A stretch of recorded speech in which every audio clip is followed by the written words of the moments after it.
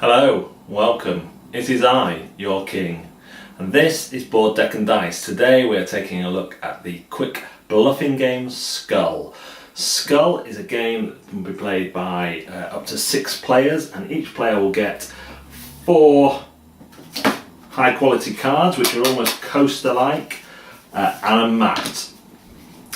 On 3 of the cards will be flowers and on 1 will be a skull.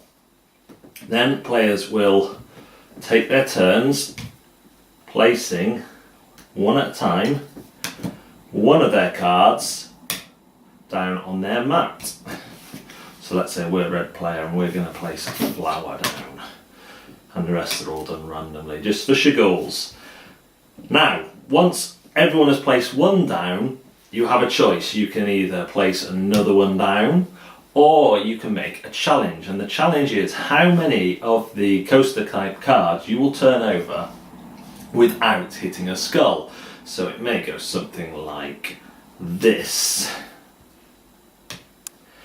and then there, and then it may come to me and I may say, well, I know I've got 2 down here, so I'm pretty safe. And the key thing is you must go through your pile first, but then you can go anywhere. So I know I've got 2 here. So let's say, I'm going to say I could do 3. The next person might raise me to 4. The next person might pass. The next person might pass. And then I'll say 5 and this person will pass. And then I'll simply take a turn, turning them over. So I've got 2 and then I've hit a skull.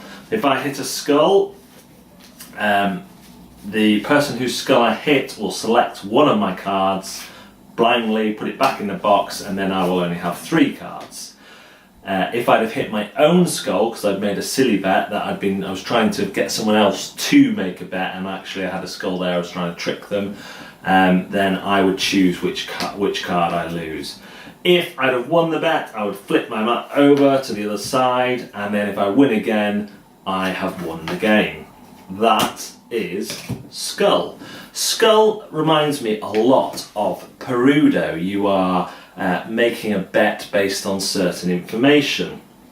Whether you think someone's trying to catch you out with a skull, you judge by the bets that they make, whether you think they've put a skull high up in their pile or not, and by the information that you have about who has lost their coasters or not.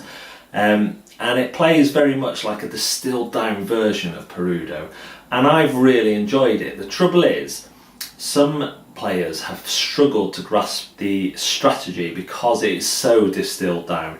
In Perudo, you know how many dice are out there, you can kind of keep track of it. There is more, I guess, information. In this one, it was more about reading the players. So while I find it enjoyable, my wife, for example, doesn't like it at all because she can't. It seems too random to her. I don't think it is random, but I'm just giving you that opinion as well. So it's been a bit hit and miss for us, this one. I like it, other people don't. Intimidation factor, none. The quality is amazing. Rules are really clear, and there is a lot of fun to be had there as long as you're someone who enjoys reading other players. If you're looking for a really deep strategy or you want lots of information, perhaps Perudo or Liar's Dice is going to be better for you than this. The advantage of this is it plays a lot quicker and is a lot easier to teach. That's Skull. Thanks very much for watching. I've been your king, and I will see you next time on Board, Deck and Dice.